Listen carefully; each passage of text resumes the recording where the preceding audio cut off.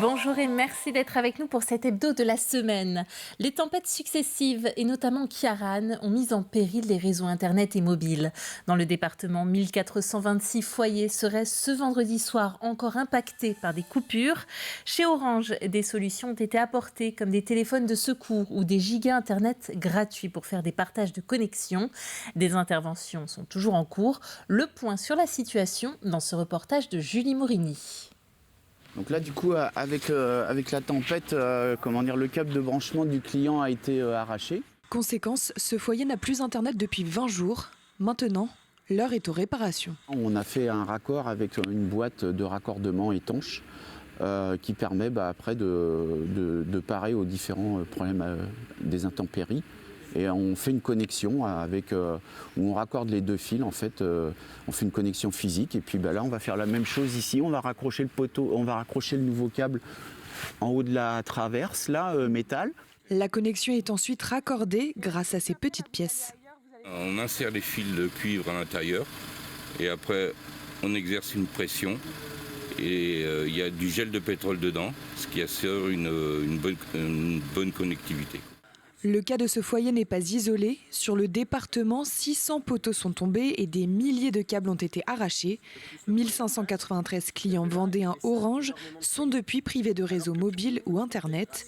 Pour le moment, un réseau entièrement en souterrain n'est pas au programme. C'est une solution, mais c'est une solution qui est très coûteuse. Donc, qui est coûteuse en termes de génie civil, qui est coûteuse pour les collectivités locales, qui est coûteuse pour Orange, qui est associée. Donc oui, ça épargne effectivement les coûts de vent. Maintenant, ce n'est pas forcément fait partout aujourd'hui. Pour l'opérateur Orange, c'est principalement le réseau cuivre qui a été endommagé par ces vents violents. Mais avec l'arrivée de la fibre, il devrait être plus résistant. Parce que le réseau cuivre, c'est plus instable. Dès qu'il y a de l'humidité ou autre, ça vient perturber les connexions filaires. Donc voilà, on espère, alors que la fibre optique, c'est une fibre de verre. À manipuler, il faut y faire attention, mais une fois que c'est en place, c'est très résistant.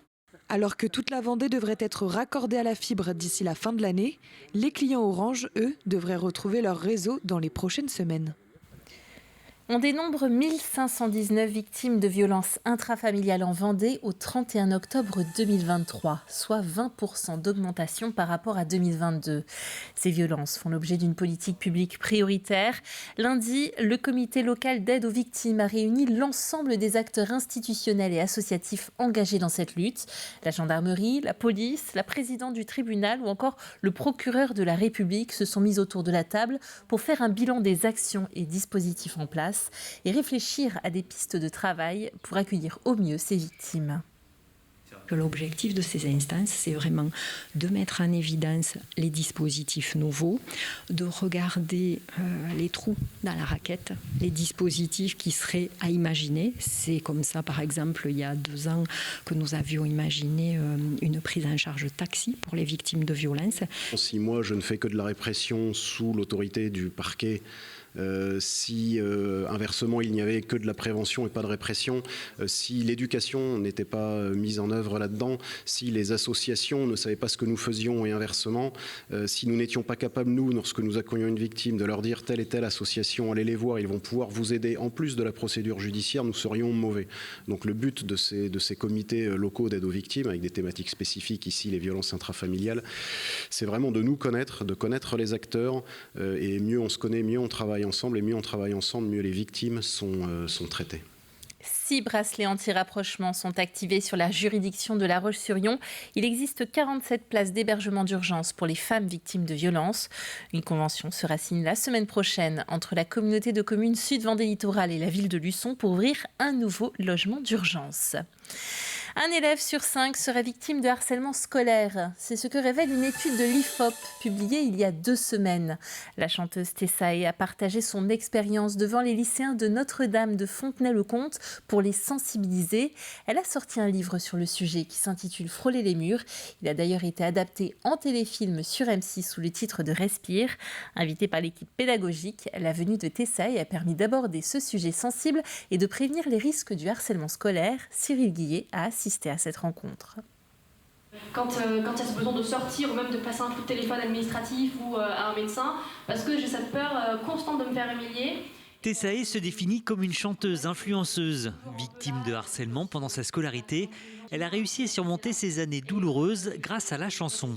Le plus gros, je l'ai vécu en primaire et collège. Et le lycée, j'ai eu les séquelles. Et j'ai été impactée par rapport à tout ça, ce qui a mené à une déscolarisation de ma part. C'était des moqueries, des humiliations sur le physique, sur ma manière d'être. Et j'ai jamais vraiment pris la parole en fait, pour dire ce que je vivais, c'était pas bien. C'est mon corps qui l'a compris en faisant faire des crises de panique. Ce qui fait que du coup, j'ai développé une phobie scolaire. Et qu'en fait, après, c'était tellement gros que ça s'est transformé en phobie sociale et que je pouvais plus du tout sortir de chez moi. Une histoire poignante qu'elle est venue partager avec les secondes du lycée Notre-Dame de Fontenay-le-Comte. Une intervention qui s'inscrit dans le cadre du parcours éducatif. Elle est la jeune qui se trouve en face de nous tous les jours et elle a tiré les bonnes ficelles et elle s'est fait aider et aujourd'hui elle montre que rien n'est impossible et que finalement il faut se faire confiance et faire confiance dans les autres et surtout parler. Pour Tessae, c'est l'écriture qui a fait office de thérapie. Avec la chanson d'abord, puis un livre sorti en 2021 intitulé « Frôler les murs ».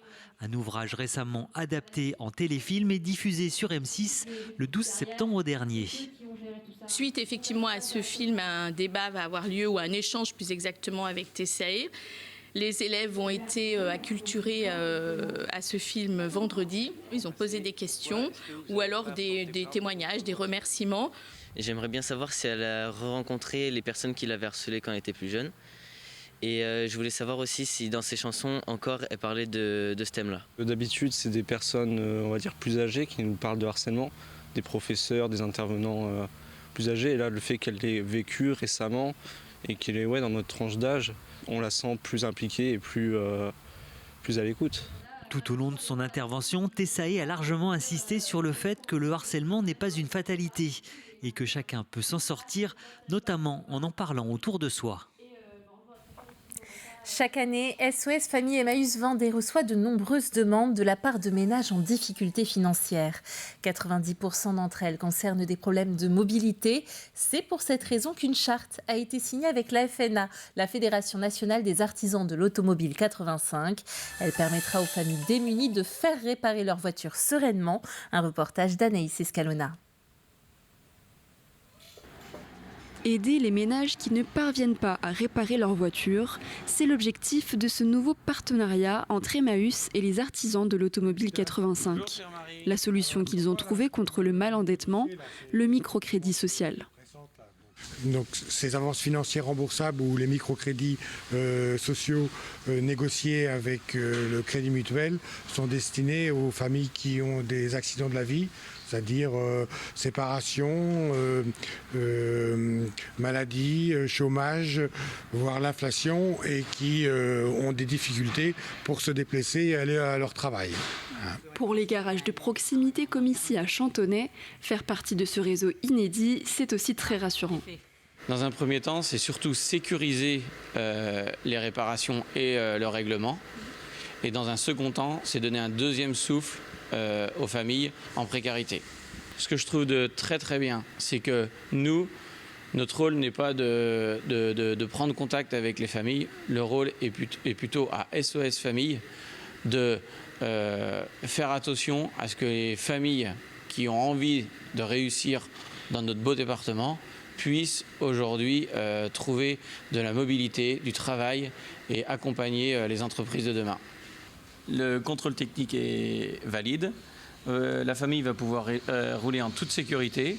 Et comme tu peux voir, il n'y a pratiquement rien sur le contrôle technique. Donc tout le monde a bien travaillé et j'espère qu'ils vont pouvoir en prendre soin. Cette année, 180 familles ont demandé de l'aide à l'association à cause de problèmes de mobilité. Au total, seulement un tiers des dossiers pourront bénéficier de ces avances financières. Ce mardi, le conseil départemental a inauguré ses locaux parisiens. 240 mètres carrés, composés de 4 salles de réunion, d'un espace de coworking, 2 bureaux individuels et d'un espace convivial. Baptisé Vendée Parnasse, cet espace de travail est situé au pied de la tour Montparnasse, au 23 rue du Départ. Il permettra aux décideurs vendéens, qu'ils soient chefs d'entreprise ou responsables associatifs, de recevoir des invités pour développer leurs projets. Le pied-à-terre parisien est ouvert sur réservation Internet du lundi au au vendredi de 8h à 19h. Je suis intimement persuadé que beaucoup d'interlocuteurs vont continuer à venir en Vendée. Mais nous le savons, il y a aussi le fait que ce soit pratique de venir à Paris, la facilité des relations que nous pouvons entretenir ici ou là. Donc ces bureaux se veulent être un espace qui va faciliter les relations. Et puis, d'autre part, je le dis, quand un chef d'entreprise du Sud Vendée, par exemple, sera présent ici, en train d'attendre son train, par exemple aussi, et croisera un chef d'entreprise du Nord Vendée, là aussi, nous allons cultiver nos relations vendéennes à Paris. Écoût annuel de location 180 000 €. Vendée-Parnasse entrera en fonctionnement dès ce lundi. Le Père Noël s'active déjà pour les commandes. À moins d'un mois des fêtes, les achats de cadeaux battent leur plein. Les ventes en ligne explosent. Et pour les agences de livraison vendéennes, il faut répondre à la demande et embaucher pour gérer la hausse importante des volumes à traiter. Dans le jargon, nous entrons dans ce qui s'appelle la peak période. Décryptage avec Colline Davy. Elle dure environ 4 semaines avant Noël et se caractérise par de nombreux événements qui entraînent un pic de commandes. Ça commence le 11 novembre avec le Single Day, la journée des célibataires pour laquelle de nombreuses enseignes font des offres. Viennent ensuite les Black Friday et Cyber Monday. Certains e-commerçants en font même une semaine complète, d'ailleurs c'est en ce moment. Et puis évidemment les cadeaux de Noël livrés jusqu'au 24 décembre pour les moins organisés d'entre nous. En 2022, sur la région, ce sont 4,8 millions de colis qui ont été livrés rien que par le groupe La Poste pendant cette période. Alors pour emmener tous ces paquets au pas de la porte, il faut recruter des petites mains, bien souvent en contrat saisonnier ou intérimaire. Ainsi, 46 offres sont actuellement disponibles pour le poste de coursier en Vendée sur le site de Pôle emploi. C'est une 50aine sur Indeed et 15 offres sur le site de l'agence d'intérim Adéco.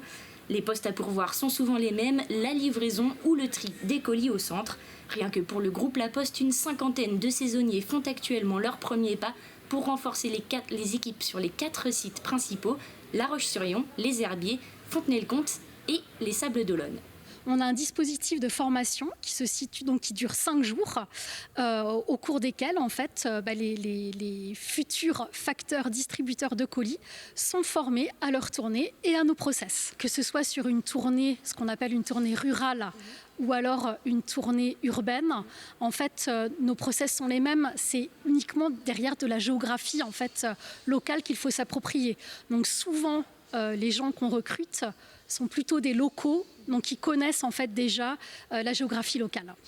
Et la tendance n'est pas à la baisse selon la directrice. Le nombre de colis a fortement augmenté pendant les périodes de confinement. Les gens ont pris des habitudes desquelles ils ne se sont pas encore défaits aujourd'hui. Le groupe s'attend à une augmentation du volume colis de 2 à 4% pour l'année 2023 par rapport à 2022. Et c'est le grand retour des animations de Noël du département qui a choisi de garder une recette qui a fait ses preuves. Pour profiter de la féerie des fêtes de fin d'année, il faudra donc vous rendre comme l'an passé, les 2 premiers week-ends de décembre au château de Tiffauges et à l'abbaye de Maizet, le week-end suivant au logis de la Chaboterie et à l'abbaye de Nieul-sur-Lotise. C'est dans cette dernière que se déroulera le 21e festival des voix de Noël. Dans chacun des lieux, quoi qu'il en soit, la décoration sera soignée. On se renouvelle chaque année. Il y a vraiment, j'en profite pour remercier les équipes des sites qui s'ingénient à trouver quelque chose de nouveau chaque année pour surprendre. On s'appuie aussi sur des prestataires qui savent magnifier nos sites de façon incroyable. Et vraiment, ce qu'on vit, c'est ça, c'est une immersion. Et puis l'effet waouh quand on rentre. L'ambiance typique de Noël des Pays de l'Est à Tiffauges, l'ambiance orientale à la foire de Noël de Maizet. Et puis le logis de la Chaboterie qui s'habille pour faire découvrir Noël à tous les enfants. Et du 23 décembre au 7 janvier, ce sera au tour du Haras de la Vendée d'ouvrir ses portes au public avec des animations et sans oublier le spectacle équestre Rêve à la gare, spectacle qu'il vous est vivement recommandé de réserver à l'avance.